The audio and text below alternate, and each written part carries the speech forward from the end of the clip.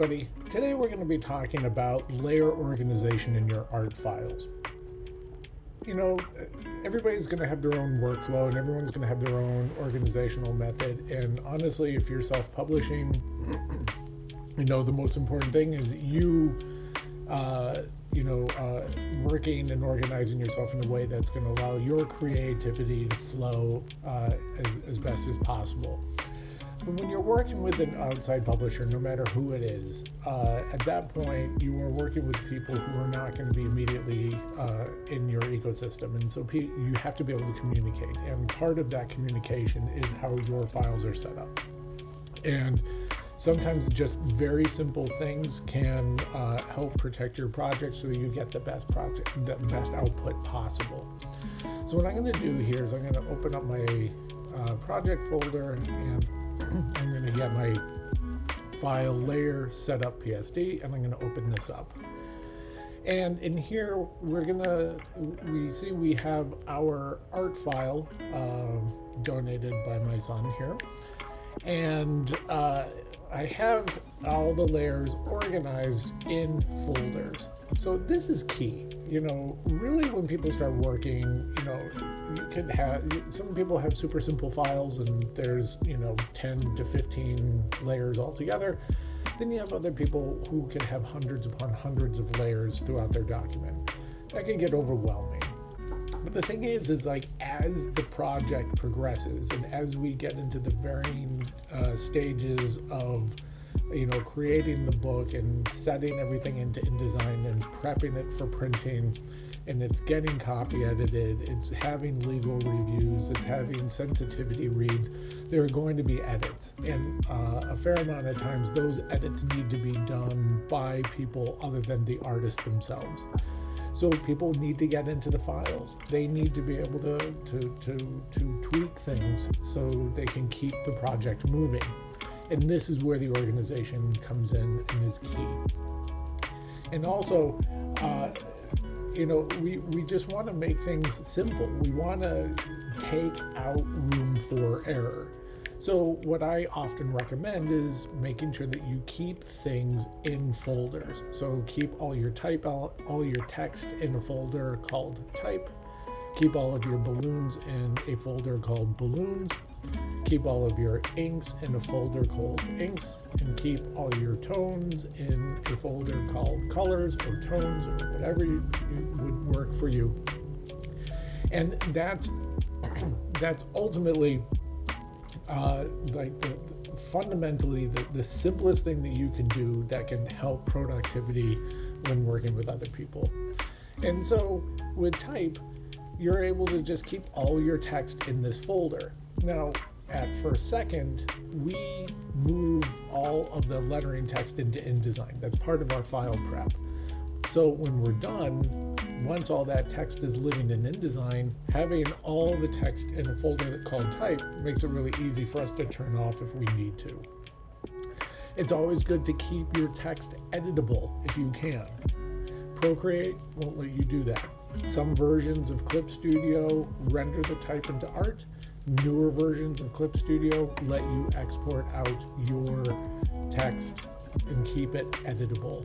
Either way, keep it on its own layer. That's super important because no matter how people handle text for graphic novels, you do not want that to be merged into the artwork. Then we have our balloons.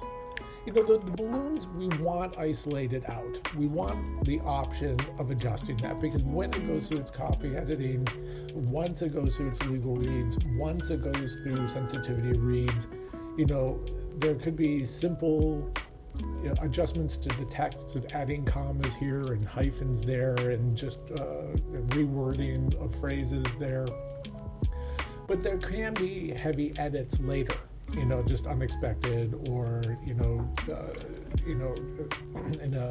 something to kind of make a page or a phrase or a pacing better.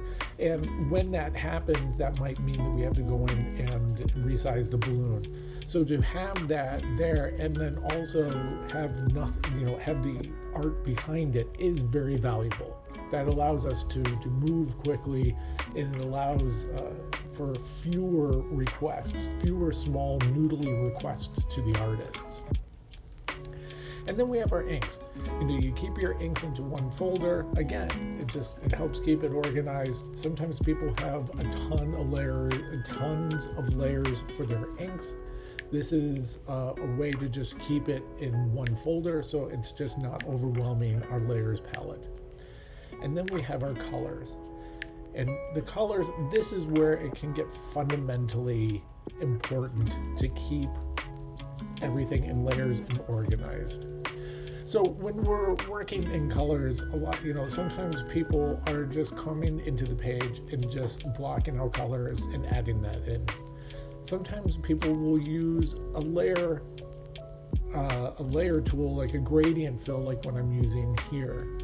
But more importantly, sometimes folks are using effects layers, whether it's like saturation or they're playing with curves.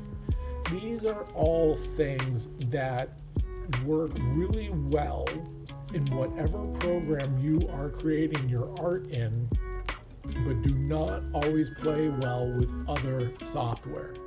So for example, if I'm working in Procreate and I've got a ton of layers and I'm using effects layers in Procreate, if I export out my art files in layers and then I bring it into Photoshop may not interpret these effects layers in the same way that Procreate did.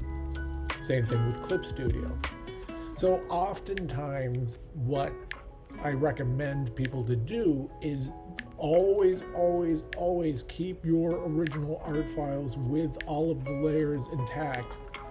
But what I recommend people to do is when you go and prep the files to send to your publisher, which 9 times out of 10 will need to be TIFF files or PSD files, merge your art files together.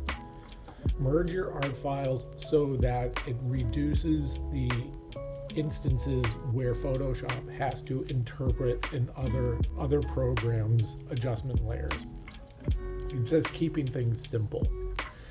And then this is the best way. This is the most organized way that you can be sharing your files with a publisher.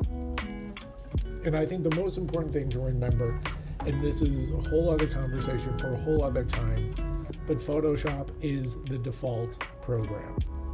Whatever program you're working in, the files have to eventually work in the Adobe ecosystem. It's just the way it is. The 99% of the publishers out there are all using Adobe. All the printers are using Adobe. So you want to make sure that your files are going to work in that ecosystem.